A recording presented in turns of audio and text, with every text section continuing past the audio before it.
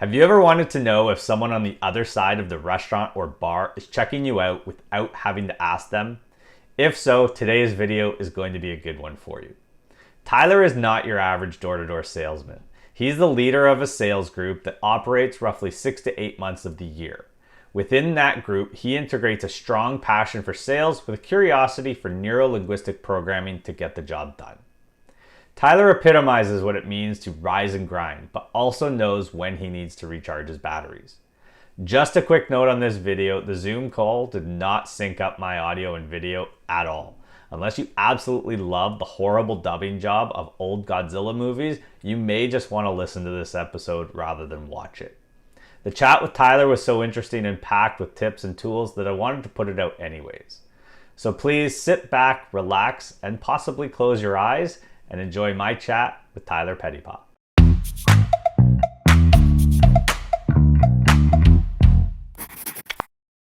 Kind of piqued my interest when you said that you make the bulk of your money or a good chunk of your money over the course of 5 months and then have the remaining time for whatever you really want. So to that end, what does a typical day look like for you? But then what does a typical year look like for you? Yeah, I mean, actually, sorry, I'm gonna go back a little bit. Why don't you tell me now what you do? Because I know what you do, but for the audience, tell us what you do, and then get into what does a day, what does a year look like? Yeah. So I do door-to-door sales for smart home technology with Fluent Homes. Basically, I knock on your door and try and convince you to buy an alarm or a smart home system. Businesses as well. But what a day looks like. So our season starts April 1st and it goes all the way down to August 31st. And then there's an extension month, which is called September, where the company obviously throws some incentives. Hey, keep selling, because obviously it's more revenue. But when we get out into the season, the first month is pretty brutal because I have a lot of first years. And so what we want to do is we want to kind of weed out the week, sort of say. I know it sounds terrible, but so right at 10 a.m. we're having a meeting. It's training on how to sell, door approaches, pitches, products, whatever they need training on.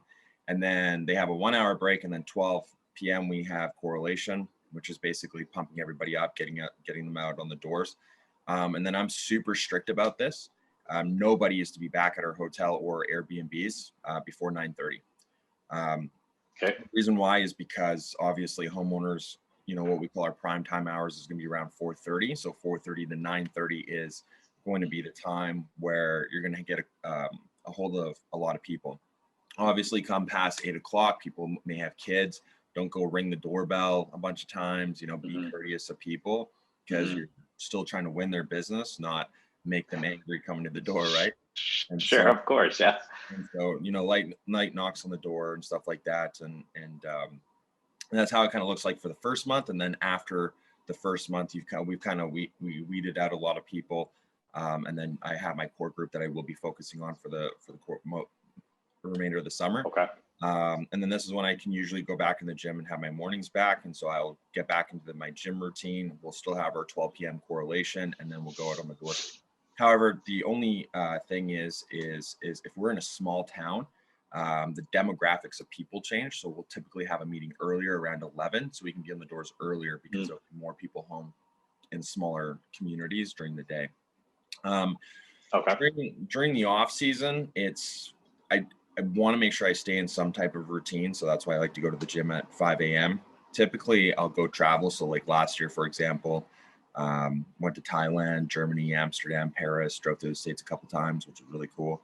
Nice. So that's typically what I do in my off season. This season, however, with everything that's been going on, and then also learning a lot as I go, I noticed one thing in the last 3 years of my life is that I'd make a bunch of money in 5 months, but then I become super, super complacent. And so I would go traveling, do all these things, not really work on my business. And then it would kind of go like this, and then it would go like this, and then it would go like this, and then it would go like this. So this season, we're focused on a new commercial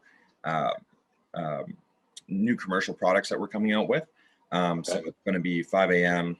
and then basically hitting business to business. And then right after that, when people start coming home in the wintertime, we're going to go and hit the doors in the evening time as well. So it'll be a long winter break, but it's going to be worth it. Why the seasonality? I would have thought, like this is an assumption for sure, but I would have thought home security would be important year round. So why is it that there seems to be a seasonality of 5 to 6 months of a given year?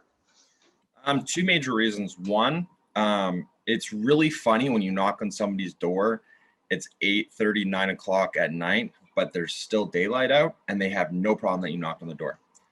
Then it comes wintertime and you can knock on that same person's door at 8:30, 9 o'clock. And it's like, what are you doing knocking on my door so late? It's really funny how humans are. Yeah, no. Yeah. And people are afraid of the dark. Yeah, it's really weird. So that's basically it. I just tell the first years and myself, we just bring it up first. Like, hey, sorry that it's dark out and I knocked on your door. Because if you bring it up first, 100% of the time, they're okay with it. Yeah. And then the second reason is in the summertime, we go on the road. So we're on the road for 5 months straight. And the idea is that you're not a son, you're not a father, like you're just an alarm rep. And so you eat, breathe, and sleep the entire experience of just getting up and selling alarms, and you get into this rhythm and this routine. And we throw out about $250,000 in prizes. So, it's really, really funny because how many times in the course of a summer you're going, sorry to bother you, sorry to bother you, sorry to bother you. And then midsummer comes and people are starting to get burnt out. And then you're all of a sudden like, hey, I'll give you whoever wins this competition will get a MacBook. And then people all of a sudden, the sales are spiking through the roof over a MacBook, but they just quadrupled their income from going and knocking doors to try and win a MacBook. So it's really good. But the reasons, to sum it up, is one, the season is the summertime is the best time to sell door to door because you have longer hours. And the second reason is because it's a very intense program where you're just one track mind on something. And so the idea is that you do bring all your money together and you can do whatever you want in your off season. Okay. So you say you're traveling. So where is home base and where are you traveling to? So home base is Langley for me. I don't think it's far off from you. Yeah. And then so I've knocked and sold in nearly every single town in northern BC. Okay. There's a single town in Alberta I haven't sold in. Okay. And I'm pretty much all over Saskatchewan as well. And I think next year will be mostly Saskatchewan and Manitoba for me for our season. But earlier this year, which was interesting, was because the company operates in the States as well. So I got my US visa. Unfortunately, we started shutting everything down. And then so my team couldn't get their visa, but I did go in the States and sell. So I sold in North Dakota, Indiana. And I knocked for 2 months in Texas as well. Okay, so this is maybe bad, but you can educate me. I've never heard of Fluent before. So do they sell and monitor and operate under that name, or are you selling products under a Fluent brand name and that's monitored by other companies? No, so everything's in-house. We're not owner affiliated with any other alarm system company or manufacturer. If you're, the company originated in Edmonton. And kind of expanded through door to door in that regard. And I don't hold it against you because, to be honest with you, most people haven't. But it is, as of today, Canada's largest privately owned smart home automation company to date. Oh, wow. Okay. The other thing I'm curious about, so you get 5 months of living and breathing alarms and home automation, and that's the sales strategy, we'll say. Who or what is the profile of your typical sales team member, and what is the churn rate for that? Because I would think that that's got to have a high burnout rate. Maybe I'm wrong, but you can correct me if I am. Yeah, no, I think with every sales industry, it's always going to be a high turnover rate. I mean, everybody wants to make, it's an interesting subject because I see a ton of young guys come through our program. And it hurts I think it hurts me a little bit more sometimes than it actually hurts them because I know that they're capable of it. They just don't want to put in the work or the time. And so I've had 18-year-old kids go through my program and then come home with $30,000 in the bank, $20,000 in the bank. And for after a summer for an 18, 19-year-old kid, that's really good. not only did you pay for everything while you're out on the road, like your own food and whatever expenses you had back home, but you came home with some money in your bank. And then you have, and it is a high turnover rate. And it's mostly, I think, due to lack of just people really having grit and like wanting to go out there and work. So you can typically tell somebody's on the edges of quitting when they start giving you like excuses like, oh, I don't know if I can do this or blah, blah, blah. The reality is anyone can do it, just not everybody does. So my first year, I ended up finishing as a top first year. There were many other rookies that were way more talented than I was. The only thing that set me number one opposed to them was I just knocked more doors, I put in more hours, and I ended up winning top first year. That was the only difference, was work ethic. And people, I think more now more than ever, maybe I'm generalizing a bit here, but I think they definitely lack in that aspect. Yeah, I mean, that might be a generalization, but it's probably not too far off. I mean, when we first connected through that Facebook group, and you told me door-to-door sales, I mean, for me, I'm conjuring up images of selling subscriptions to the Vancouver Sun and Province as a teenager, and I did really well at it financially, but I just hated it. It was not the type of sales that I wanted to do. And door-to-door sales is a very specific sales tactic, and I would argue requires a very specific mentality. For you, what is the drive? Because it can't, and maybe I'm wrong, but I would say it can't just be financial, because someone of your skill set, you could go and sell for any other company, you could make the money. So it can't just be about the money. So what is it specifically about door-to-door sales that keeps you interested and keeps you going back and really drives you? That's a great question. I mean, it's a variety of different things. One, deep down in my soul, it's the same reason why I go to the gym at 5 a.m. It's because I know a lot of people aren't doing it. I tell my son this all the time because he hates going to hockey practice because he feels like he's not good at skating. And our motto is, if it's hard, you gotta buy him Timbits. Yeah, if it's hard, it's worth doing. Right? So I'm just a firm believer. I mean, I came from a very poor background, so I'm just a very, very firm believer that it's going to take hard work to get wherever you want, right? And so the whole mental thing of like, not a lot of people are going to do this or can even do this, kind of sets my soul on fire. It's like, I'm doing something like most people can't do. So there's that aspect. The second aspect is the culture of Fluent Home, right? So I personally believe culture is everything. And so we have a really good internal culture that keeps us motivated, keeps us going. Like, at the end of my first year, I was able to take my family to a 5-star resort in Costa Rica. I went surfing for the first time in California. I went and traveled the Amazon rainforest. Like, I've done things that people just haven't really done in their typical life in my short years. And so those are a lot of the things that continue to drive me. And with that being said, it's just like, it's the same thing as some people will see me out there in the trenches, not knocking in -20 weather, not knocking in over 100-degree Fahrenheit Texas weather, or knocking in the rain, and they're like, man, that sucks. I don't want to do that.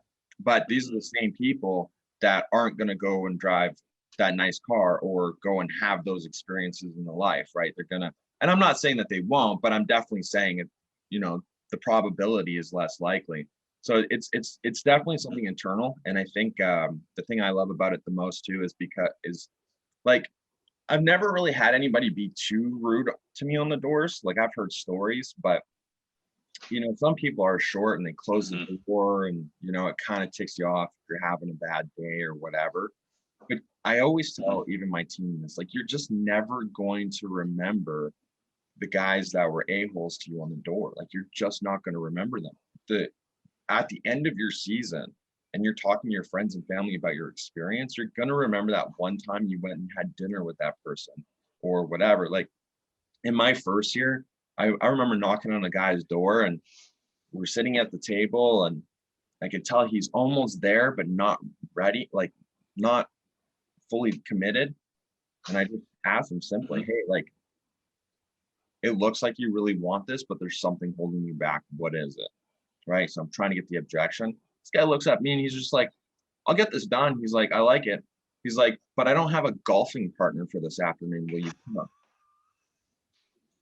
Yeah, absolutely. Like, I'm never going to forget that. Seems easy enough. Yeah. Never going to forget that experience. Of course not. Yeah. Yeah. You make $1,000 a day and now you're going golfing and then you go back out after. Like, it's awesome. Or how many people's doors I've knocked on and, you know, there were some weirdo in the mountains and now I'm shooting guns in the backyard. Like, there's just so many cool, crazy experiences that you have. And I mean, even in my first year, there was this one guy and the things you learn out there on the doors too, like how to talk to people. Like, I know it seems like something so minor, but you're talking to people from all kinds of different walks of life. Like, there's just nobody I can't connect with at this point in time.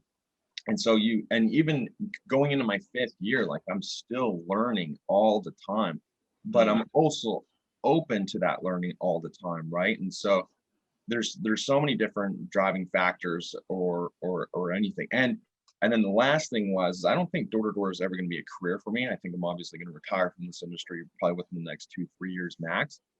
It's more of a stepping stone for me. So there's some things in this industry that I want to accomplish. I just don't think it gets harder than door-to-door alarms. I just don't. I mean, I've gone down to, there's this convention in Salt Lake City, Utah. It's called Door-to-Door Con. This guy, Sam Taggart, does it. And back in 2018, there was like Ty Bennett, Chad, Jordan Belford was there, Tim Grover, like all these people. And there's, you know, 2,500, 3,000 people, and they're selling meat door-to-door. People are selling, you know, like cell phones and cable internet, like everything. And like, just trying to recruit somebody into alarms. So like, you sell alarms? It's like, nope. But there's just some more things I want to accomplish in this industry to be able to say I dominate it. And hopefully one day I can write a book on sales. And I know like that's everybody's dream, but I want to be able to have a resume that kind of backs it up. I guess, can you visibly see anxiety when you come to the door? Because, you know, just on the Zoom call and the fact that you go to the gym, you're probably a fairly fit guy just from the you know, pecs up, and you got a beard, you know, you could probably be an intimidating stature for a lot of people, especially if you're in those, you know, twilight hours. Do you ever get that experience? That's a great question. And it's so funny that you brought that up. I think in my first, and maybe even in the beginning of my second year, yes. I don't think so much anymore. Mostly because I've kind of learned the art of the sale and things like that. So I have some tricks. Like, I'll knock on the door and I'll stand like 10 feet away from it. And so I'm standing super far back. Yeah. And I love it when there's stairs going up to the door, because then I stand at the bottom of the stairs where they're kind of down over me. So it makes them feel like they have the power subconsciously.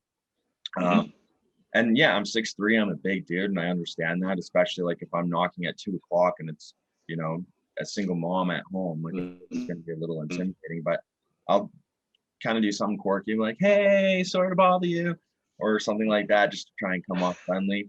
And never stand in a position of like where my front is always to them. It's always like a little bit to the side.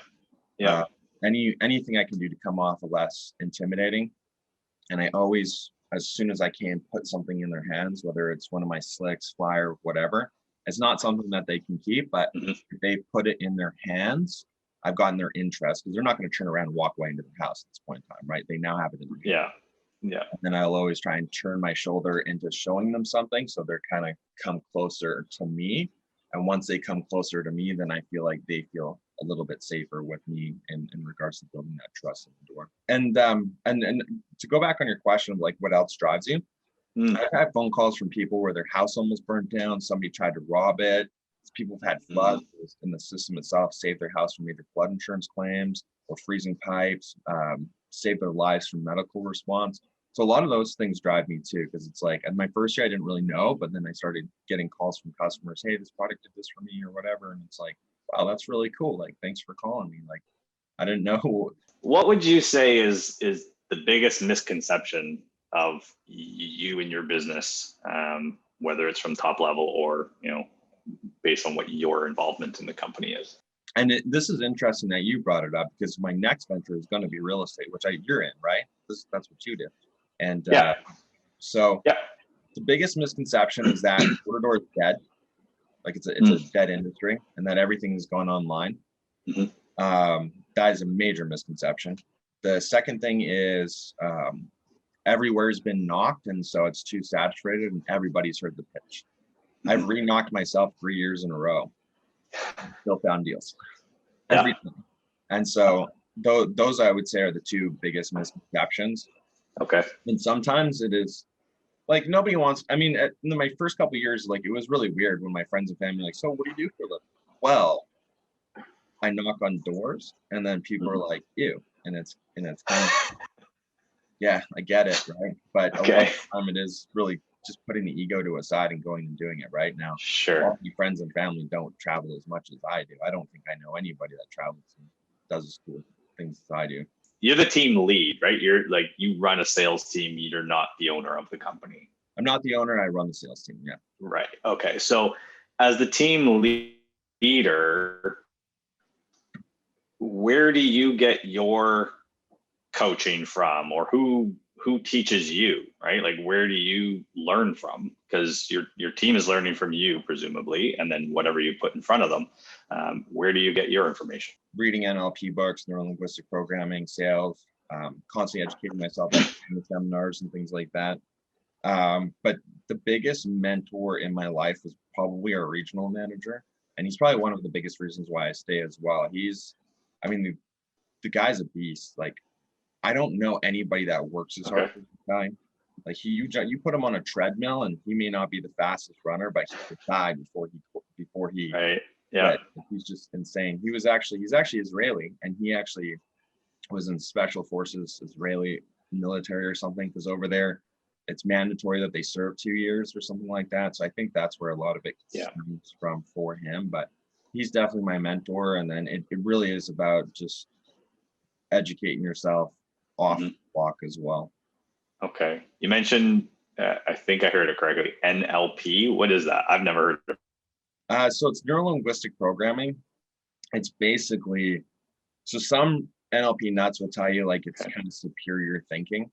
And it is kind of, in a way, it's just like how people communicate, really. And it's very interesting. Like 90% of communication is through body language, and it teaches you, and then there's just like weird things. Like, for example, if you're at a bar and you think a girl's checking you out, that whole expression of like yawning is contagious. Yeah. Well, if you yawn and then she yawns, and there's a chance that she's looking at you. So there's like these little cool things like that. But it also talks about how to like understand how people are. So people are like visual learners or auditory learners, and you can hear it in their language. Like, you probably heard somebody say, "Oh, I see what you're saying," or "I hear what you're saying." Well, they're speaking the language on how they learn, right? And so if you can pick up on those cues and you can talk to them in their language, which seems weird because we all speak English, but you'll actually connect with that person a lot faster and a lot deeper, because they'll feel more connected with you. So it's just a lot of cool stuff like that. There's some huge psychology behind it. It really does work, but you have to, but it's hard to put into practice. When I knock on a door and I get that guy that you just know that you knocked on his door, and he just does not want to hear what you have to say, and he comes out like this, and he's like, "What are you knocking on my door for?" And then so instantly what I'll do is I'll actually cross my arms too, and I'll actually mimic him subconsciously. And I'll just be like, "Oh, hey man, sorry to bug you, dude. Did I just wake you up?" Or like kind of crack a joke or whatever, and just kind of get him to loosen up a little bit. And then after about a minute of talking, I'll loosen my arms up, and then I'll start standing to the side. And if it doesn't work, I'll go back to crossing my arms again. I'll give it another 30 seconds, and I'll uncross them, and then I'll kind of move back. And then eventually he'll be in sync with my body movements. And once I have him here, I can readjust his own paralanguages. It actually happens. I know it sounds kind of crazy, but it happens more often than people would think. If you know. Well, it sounds like face-to-face voodoo dolling, but that's really interesting. I haven't heard that. Yeah, I mean, it's amazing how powerful the subconscious is, right? But yeah, 100%. In the off season, and I guess even when you're on the road, what do you do to keep yourself disciplined to prevent the peaks and valleys that you talked about earlier, right? Because I can tell you from my entrepreneurial experience, complacency is a very real thing, and it does take discipline and hard work to circumvent it and power through it. So what are your tips and tricks for that? I have a couple of videos that I actually put together on my phone of like my kid, the things I want in the life, the places I want to see, all those things. And I just remind myself, even in my hotel rooms, like sometimes my roommates think I'm nuts because I'll write all over the mirror, and like I'll have like these tallies, and then I'll become addicted to knocking off the tallies off my mirror that I write with a marker, like because it's 2 more sales done. So I'll have a goal of 200 or 150, 200, whatever my year is. And then every time I come back into the hotel room, I can knock it off. So there's like just these little things that I do to be able to remind myself, why am I out here? Because sometimes some days are really rough, some days are a breeze, but you have to get through all the hard days to have the good ones, I guess, right? I know that sounds cliche. No, yeah. The number one thing is routine. And so you have to stay in routine, and there's going to be so many things that try and pull you off of your routine, whether it's your own team, it's a customer, or whatever. There is absolutely zero problem in telling that team member or that customer that they just have to wait a little bit longer until you can get to them, because I'm at the gym right now, and this is I have to do this, and then at 7:30 I have to eat, and at 8:30 I have to be showered and ready, and then 8:30 to 9:30 I have to prep for my meeting, and then in between 9:30 and 10, if you want to have you have me for a half an hour, sure. And then 10 to 11 I have my meeting, and then for that 1 hour, if you need me for anything, sure. And then 12, and then just stay disciplined. But no matter what, don't give up on your routine. And I'm a firm believer in this statement: if you fail to plan, you plan to fail. Anything you do, if you write down your routine, exactly what you're going to do, you're kind of halfway mentally prepared for it already. And so you just kind of go into it with that juggernaut mentality. Is that the name of your team, the Juggernauts? It is, yeah. Okay. Well, your statement about maintaining your routine and things will pull you in every which direction is absolutely true. Based on what you said, I would say it's not just about maintaining the routine, but also effectively communicating that to the outside world to eliminate those roadblocks and eliminate those pulls. Because if people know that you're at the gym from 5 till 6 and that you're unavailable roughly from 5 till 8 in the morning, they won't try to contact you. They won't try to pull you in a direction that they know is going to be unsuccessful for them, right? If you're hard, fast on that routine, but also communicate it effectively, then you have a lot more chance for success. 100%. Okay, and you say that your next venture, you're targeting real estate. So tell me where that I guess genesis for idea is, and what the timeline is. What's that look like for you? Well, one thing is because I do travel so much, so it is hard on my 4-year-old, right? And so it is getting to that time where it's like I need to stop traveling as much. And I actually looked at real estate a few years ago, but before I really started getting heavy into door to door, I was talking with one guy who was like, it's very saturated. Most people don't make it. The average income is like $55,000. And I was turned off. I was like, oh, I don't want to do that. But now, and it's funny that you brought this up, because even just like a week ago, I was having this conversation with somebody. We looked up the average income of $55,000, but the average car salesman makes $33,000 a year, right? And then I'm like, well, I wonder what the average alarm rep in my industry across the board makes. I looked it up. It was $25,000 in the course of the summer, but it's nothing, right? And then I was like, and then that's when it dawned on me. I was like, I don't want to travel as much. And then the next big commission and like good and something that's good for the world is solar or real estate. And so I'm like, the Metro Vancouver area for real estate has always been hot. And so I'll definitely get into that. And then I can stay home. And then but being in this industry, it is brutally competitive. It does have a high turnover rate. But if you just go into it with the mentality of like, I'm going to win, I'm going to adjust, I'm willing to knock the door, I'm willing to put in more hours, you're just going to have more success than the average person. And so that's kind of where I started turning a little bit and was like, maybe I should stop being so weak how I was before with the door knocking. I wouldn't look at it as a weakness. I think you're just looking at the wrong metric, to be perfectly honest, because from my perception of you, you're anything but average. So don't compare yourself to an average statistic, right? That's what I was doing 4 or 5 years ago. If you're in the top 10% of your field, what's top 10% of the other field doing that you're looking at? Because you're going to get there one way or the other. I mean, I can tell you, you'll crush it in real estate. I have no doubt. You won't be in the average just because you aren't average, right? If you want to compare yourself to the average mark, fine. But then you have to compare yourself to the average person as well, right? Because that's who's actually making that production. So yeah, I mean, if you ever have any questions or whatnot on real estate or getting into it, I'm happy to help. Just let me know. So yeah, so I'm gonna ask you a few rapid fire questions. Just what was your worst job ever? Okay, so I worked in a quick lube shop. The second you said that, I'm like, I know exactly what day I'm gonna tell you. There's this customer and he was just having a sick day or something, but he went to the bathroom probably 3 or 4 times while we were doing oil change and stuff. And then second he left, they sent me for my lunch break. And so I went on my lunch and then I came back from lunch and they're like, hey, Tyler, you got to go clean the bathroom.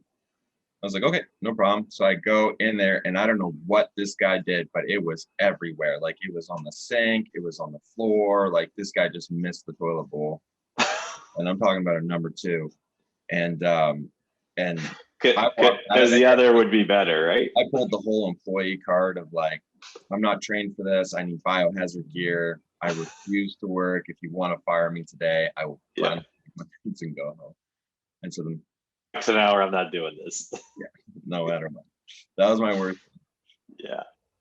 Yeah, that's pretty bad. Okay. What podcast or book do you recommend the most? It depends what you want to get into, but I think the book that I've learned the most from is, and I'll send you a link for it after in case. Yeah, please. It's called Nlp the Essentials, and it's a heavy read. It took me 6 months. Okay. So you can really read it in like a week if you wanted to, or 2 weeks.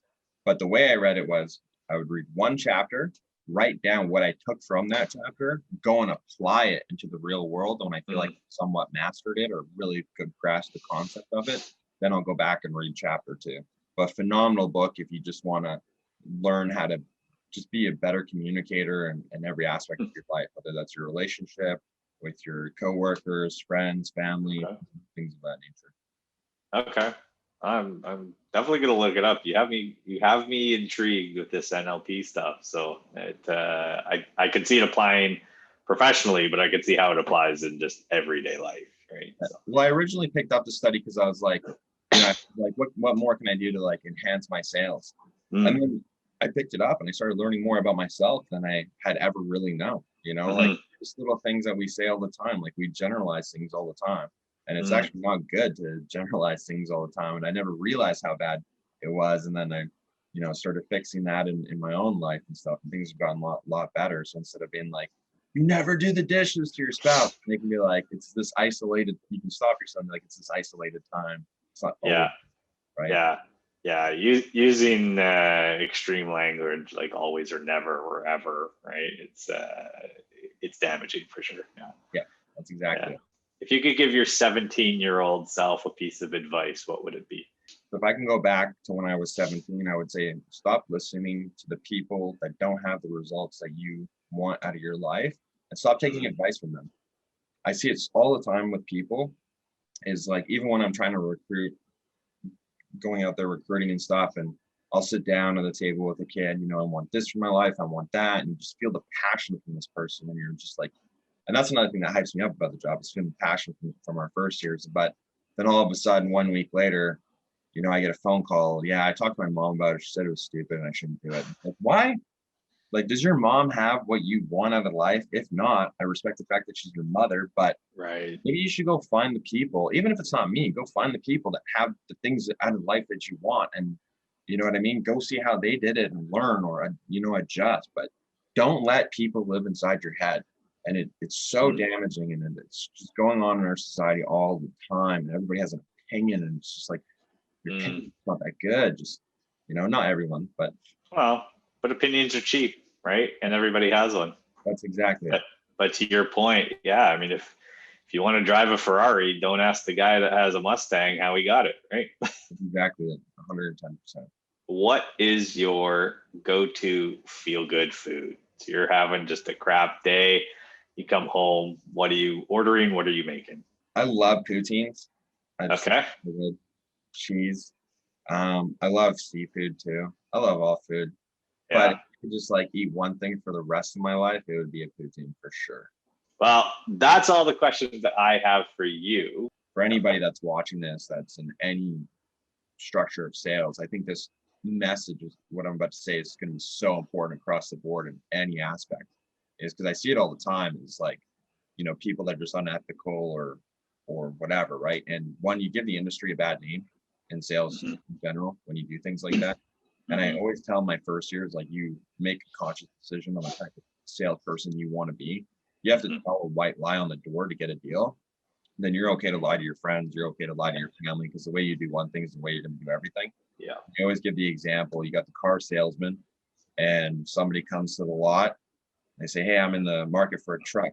And that salesman brings you the most expensive truck in the line. He doesn't have your best interest at heart. But the one to ask the right questions. Okay, what are you using it for? What's your budget? Yeah. So on and so forth. Let me show you what I can put you in. Here's 4 or 5 choices, right? And you always want to make sure you're that person that's doing right by the person. Because I mean, we can always have the gift and gab and upsell and do these things that we shouldn't really be doing. But it's exactly what you said. It's putting them in the place in which they need, not always in the place of what they want, right? Yeah. And I think that's absolutely spot on advice. And just to piggyback on that, I mean, I always say I could probably sell the majority of people something once, but I don't want to sell them once. I want to sell them the right thing and have them call me 5 years later when they need the next thing, right? And the next thing after that. And also I don't have the numbers in front of me, but it makes more fiscal sense to do that as well, because I think it's something like 5 or 6 times cheaper to service a client you have than it is to get a new one. And so whatever. Yeah. So I don't have the number in there. I'm not going to fact check this. So that's the number we're going with for today. But it probably is. It makes perfect sense. But it is cheaper to maintain a client you have than it is to gain a new one. And I also feel like I like building relationships. I mean, that is sort of the reason behind this whole YouTube channel, right? That I like hearing people's stories. I like getting to know people and what drives them, and what is the best thing for you in this particular moment in time, and then solving that problem, right? I can't do that if I don't ask questions. If I'm only worried about myself and my paycheck, I might sell and I might get that paycheck, but I didn't learn anything about somebody. I just learned how to sell. Yeah, that average category every time. Yeah, absolutely. And there's a lot of bad seeds out there. Don't paint all realtors with the same brush, because there's a lot of good ones too. Oh yeah, even in our industry, same thing. Generally speaking, I'd say the really good ones are often quieter or fly under the radar more, because they're letting their results speak for themselves. They're not speaking for themselves. That's the way to do it. I love it. Yeah. Amazing. So be that type of agent. 100% in all aspects. Even if you're a car salesman, it doesn't matter. I mean, at the end of the day, you got to be able to look yourself in the mirror, right? And I mean, this is going to sound really cheesy, but you've got a son. If you can't sell the way you would normally in front of your son, what does that tell you about your technique? 100%. Right? 100%. Be the person you want them to be, because that's who they're learning from. Always pretend to be watching. Yeah, that's exactly it. The way you do one thing, the way you do everything. That's why I tell them all the time. Well, I appreciate your time, Tyler. It was great chatting with you. Great. Hey, you too, and keep doing it. Anyways, awesome. yeah. So great idea. No, thank you. I appreciate it. And yeah, so thank you so much. Have yourself a great day. Go do what you're gonna do. You too, man. Take it easy. Thank you again. All right. Talk to you later. Bye.